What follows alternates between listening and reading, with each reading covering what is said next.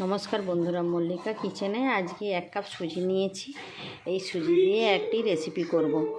আপনারা কিন্তু শুরু থেকে শেষ পর্যন্ত আমার সঙ্গে থাকবেন। আর রেসিপিটি ভালো লেগে থাকলে অবশ্যই লাইক করবেন, শেয়ার করবেন, সাবস্ক্রাইব করবেন আর পাশে থাকা বেল আইকনটি প্রেস করবেন।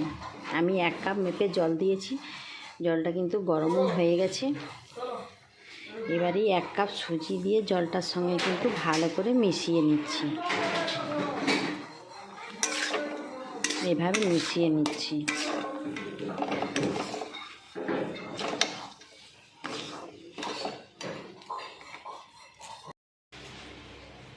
একদম খেয়াল ছিল না, জলেই কিন্তু লবণ, কারি পাতা আর শুকনো লঙ্কা কেটে রেখেছিলাম, সেইটা জলে দেওয়া উচিত ছিল, কিন্তু অন্যমনস্ক হয়ে যাওয়ার জন্য আমি ওই সুজির ওপরেই কিন্তু দিয়ে দিচ্ছি লবণ, কারি পাতা আর শুকনো লঙ্কা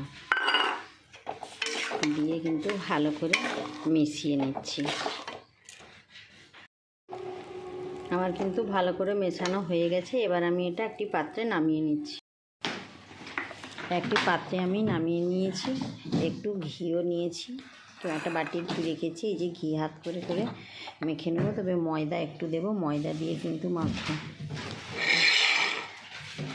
তার আগে আদা কুচানো একটু দিয়ে দিচ্ছি, আর দিচ্ছি এই যে গাজর কুচানো। এবার ময়দা দিয়ে আমি মেখে একটি ডো তৈরি করে নিচ্ছি। ডোটা কিন্তু বানিয়ে ফেলেছি। এবার এই ঘি একটু দিয়ে দিচ্ছি। খুব সুন্দর কিন্তু ডোটা হয়েছে। ডো করে রেখেছিলাম। ডো থেকে কিন্তু ছোট ছোট আকারের বলের আকারে নিয়ে হাতের সাহায্যে এভাবে গোল করে নিয়েছি। এবার আমি একটা বেলে নিচ্ছি।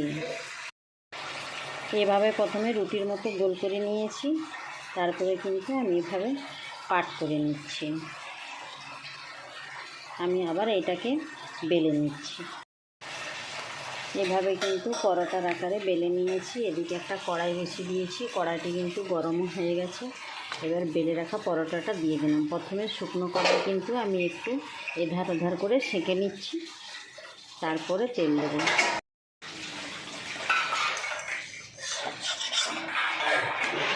দুই ধার কিন্তু উল্টে পাল্টে একটু সেঁকে নিয়েছি। এবার ওপর থেকে তেল দিয়ে দিচ্ছি। আমি কিন্তু সাদা তেলই দিচ্ছি। আজ বড় একাদশী, আবার বৃহস্পতিবার, ওই জন্য সুজি, ময়দা, গাজর এগুলো দিয়ে পরোটা বানালাম।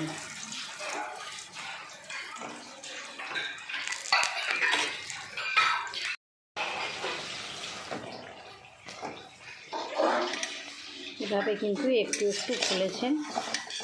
এবার হয়ে গেছে, আমি নামিয়ে নিচ্ছি। আবারও একটা কিন্তু গোল করে বেলে নিয়েছি। এটা আর পরোটার মতো ত্রিকোণা করব না, এটা গোলের উপরে এই একটা কৌটো দিয়ে কেটে নিচ্ছি।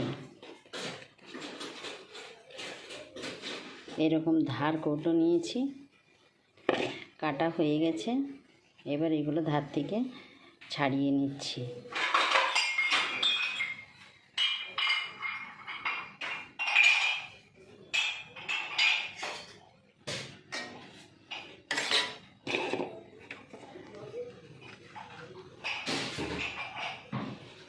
এবারে কড়াতে দিয়ে দিচ্ছি।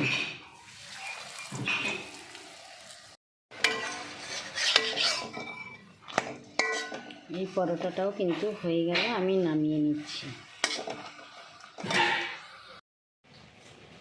আমি এইভাবে কিন্তু ভেজে নিচ্ছি, ভাজার পর ফের আসছি। একটু বেশি করে তেল দিয়ে দিতে কিন্তু খুব সুন্দর ফুলে গেছে।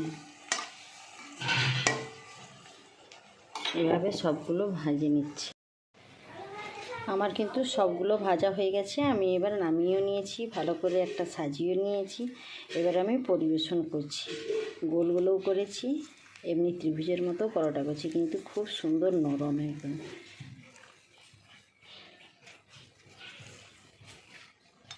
একবারে নরম। এভাবে কিন্তু আপনার বাড়িতে অবশ্যই একবার হলেও বানিয়ে খাবেন। আজকের মতো তাহলে টাটা।